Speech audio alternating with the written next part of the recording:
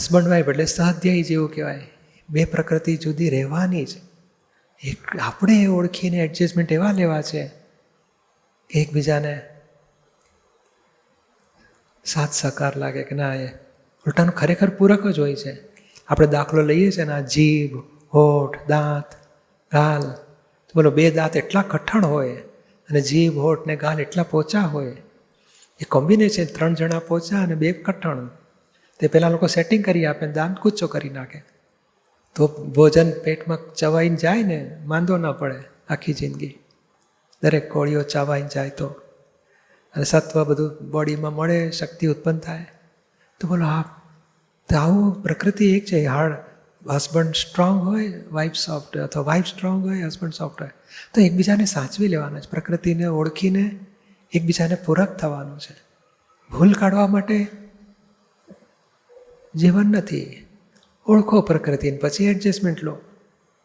તો બોલો એટલું બધું સરસ ચાલશે. પેલી બેન પાવરફુલ હોય તો એ 7 કામ કરે, ભાઈ 3 કામ કરે, 10 કામ તો નિકાલ થઈ ગયા.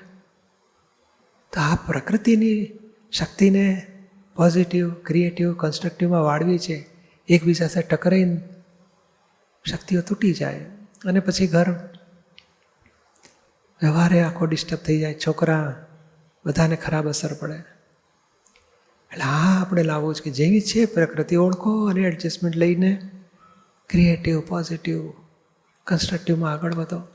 કંઈક પણ બગડ્યું, ના ગમતું થયું, ઊંધું થયું, તો સોલ્યુશન લાવવા માટે બુદ્ધિને વાપરો. વ્યક્તિ જોડે અભેદતાને પ્રેમ રાખો, એકબીજાને પૂરક થઈને જીવો. એમનાથી જેટલું કામ થયું, બાકીનું કામ આપણે પૂરું કરો. કામ અટક્યું તો ક્યાંથી અટક્યું, કેમ અટક્યું, એ તપાસ કરો ને હવે કેવી રીતે આગળ વધારીએ, એમાં આગળ વધો. બુદ્ધિને સોલ્યુશન માટે વાપરતા જઈશું તો ધીમે ધીમે શક્તિ એટલી બધી વધે છે કે દરેક પરિસ્થિતિમાં એકબીજાની ભૂલ કાઢવાની રહેતી જ નથી. કેવી રીતે સોલ્વ કરીએ અને સંસારનું ગાડું આગળ ચલાવીએ. સોલ્વ થતું જાય એવું છે. અને ત્યારે જ પછી જો આવું રહે તો પેલી અભેદતા અને પ્રેમ, હું તારી સાથે છું, એને ખાતરી થાય કે ના મને સાચવી લીધા. પેલીને અનુભવ થાય કે એમણે મને સાચવી લીધા. આમ નહીં થાય કે આ મને સાચવી લે છે. જુદા નથી પડતા.